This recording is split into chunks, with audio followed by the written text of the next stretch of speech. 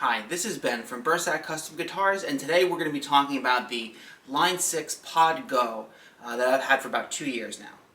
So like I said before, I've had this unit for about 2 years or so. I got this right as it came out. As soon as I could pre-order it, I pre-ordered it from Sweetwater, and I really wanted to get my hands on it.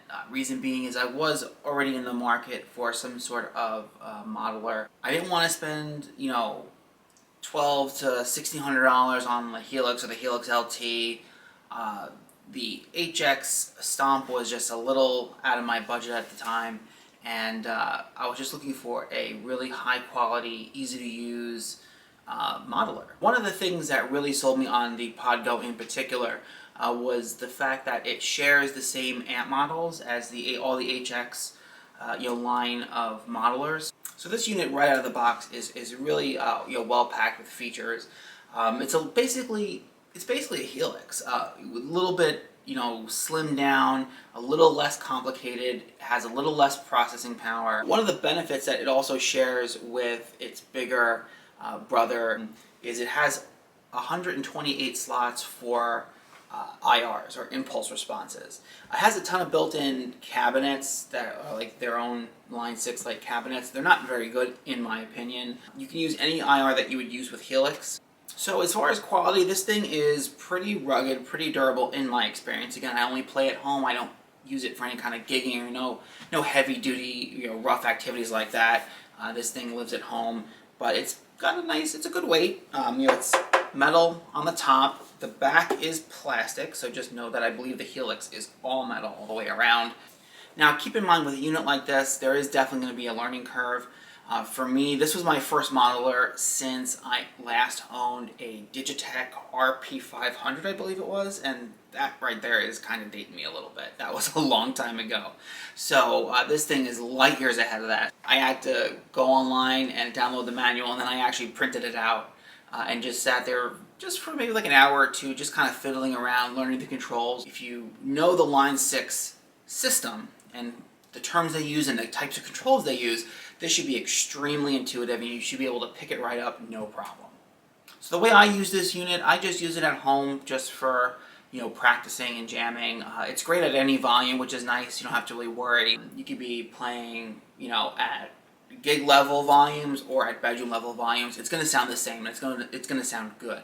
Some of the stock presets, again, stock presets are really not that great, along with the stock cabinets. I don't use any of them. All of my presets are ones that I made on my own using aftermarket IRs. I think that's definitely something that Line 6 could improve upon, is just giving us some presets and cabinets out of the gate that are usable and honestly sound good.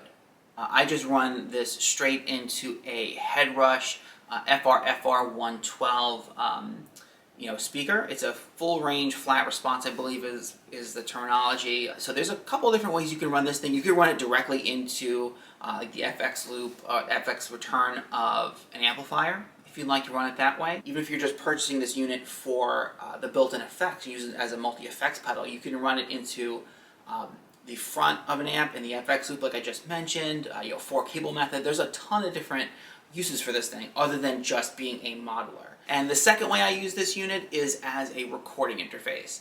So I don't know if you've noticed, but in my demo and review videos, I only use this.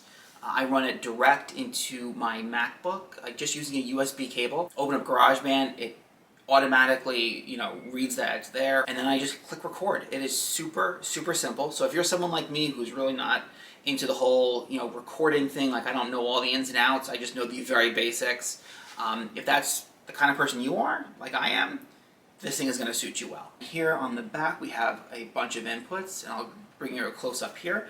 So for the inputs, we have, again, not as much flexibility as a Helix, but it should have enough ins and outs for most players. Again, if you're looking to do something a little more advanced, if you're more of a gigging musician or obviously a professional, you're probably going to want to go with the Helix, but for most of us at-home players, this should be more than enough to do what you want to do. Everything's color-coded, same color codings as the Helix. I really like this thing. It was so good actually that my son bought one for his own rig, so he has his own Podgo as well. But yeah, for the money, you really can't go wrong. Alright, so now we're going to get into some sound samples. There are going to be some clips from some previous demos that you may have seen already. So you'll hear some clean and some distorted tones. You'll hear some different sounds, some different amp models. Most of them are either going to be a JCM 8900 style amplifier, Marshall, a Mesa Dual rectifier, and a Vox AC30. Those are my three go-to amp tones. Usually I'm either using, like with the Vox, I usually use like a Rhett Shull Tweed 1x12 IR, and for the other higher gain amps, I use the York Audio Mesa 2x12 rectifier type IR.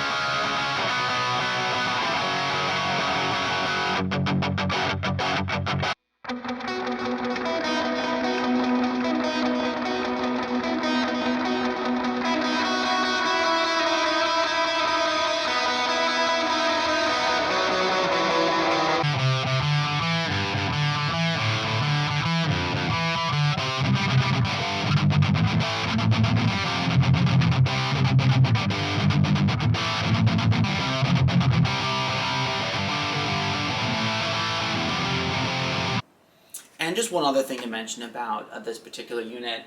This is the original Podgo. This is not the wireless. Since then, they have released a version that has, I think like the G10, whatever it is, their wireless little thing that they have. They have it built right in, which is pretty cool. It's a little bit more expensive, but if you're someone that likes having that wireless option, it's just one less thing to worry about. It plugs right into the back of the pod. I think it like charges it even. So that's pretty cool if you're into that kind of thing. Another thing to mention also is that since this came out, they've released several updates, like firmware updates and things like that. They've added a handful of new effects and a handful of new amp models since it originally came out. And that was totally for free.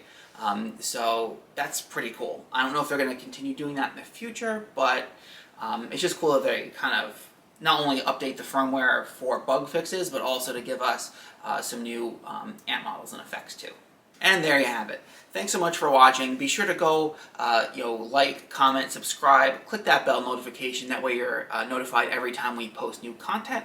And if there's anything you want to see on the channel, any suggestions or questions even, definitely leave a comment below. I always check the comments and I reply pretty much to everyone, as long as we keep it nice in the comments. And be sure to go over on Instagram and follow us over there at Bursak Custom Guitars. All links are in the description below. Thanks for watching.